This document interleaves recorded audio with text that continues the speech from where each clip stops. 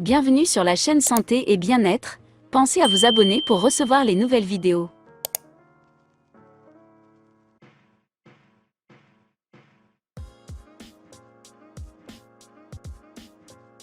Ce guide n'est pas un manuel de médecine officiel et ne doit pas se substituer à votre médecin traitant. Angoisse, anxiété. Les grands fléaux de notre civilisation dont le premier responsable alimentaire serait le sucre. Bien sûr, il existe une multitude de facteurs déclenchants et de facteurs d'aggravation. Mélancolie et agressivité ou violence relèvent également de la fatigue ou de l'acidification des cellules nerveuses. Dans tous ces cas, un traitement de fond est nécessaire.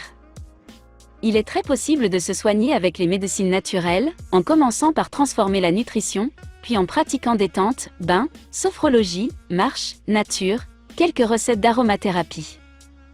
Fleurs de bac, psychologie ou retour sur soi avec l'aide d'un thérapeute. Angoisse, anxiété, déprime, dépression sont des maladies à part entière. Ces maladies sont insidieuses puisqu'elles ne se voient pas. Elles relèvent d'un vrai traitement de l'état général et doivent être prises en grande considération.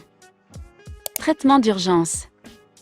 Lapez une goutte huile essentielle basilic et une goutte huile essentielle marjolaine 3 à 5 fois par jour, en dehors des repas. Vous pouvez aussi prendre, à la place, le thé anti-stress relax mélangé à parts égales les huiles essentielles basilic, marjolaine et mandarine, 5 à 6 gouttes de chaque huile, ajoutez un verre d'eau chaude et une cuillère à café de miel ou de fructose.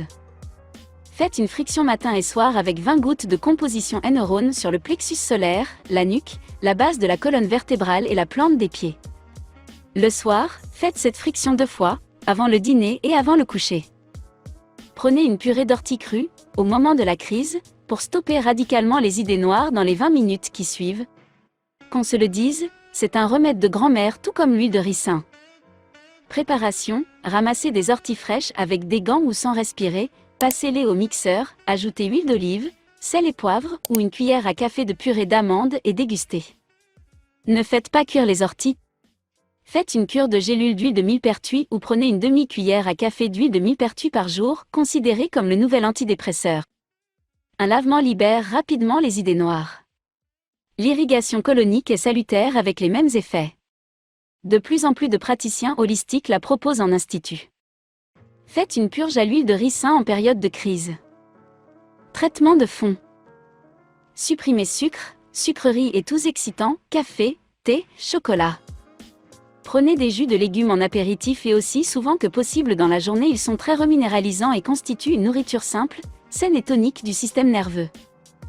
Ajoutez une demi-cuillère à café ou 3 gélules d'huile de germe de blé par jour à votre alimentation. Prenez de l'huile de millepertuis, une demi-cuillère à café par jour ou en gélule, c'est un antidépresseur naturel.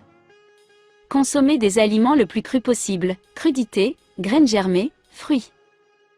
Prenez un bain de détente avec 5 gouttes d'huile essentielle lavande ou 5 gouttes de soyance, suivi d'un temps de repos récupérateur. Consommez du thé anti-stress relax plusieurs fois par jour. Le saviez-vous? Il y a une balance étonnante entre l'élimination des toxines et les idées noires. On élimine toxines et déchets, on nettoie les intestins, on ajoute un bon carburant, le cru, les huiles essentielles et le moral revient. C'est magique. Les huiles essentielles basilic et marjolaine sont réellement des remèdes antidéprimes à emporter avec soi dans un sac ou dans sa poche et à prendre dès que les idées confuses pointent leur nez.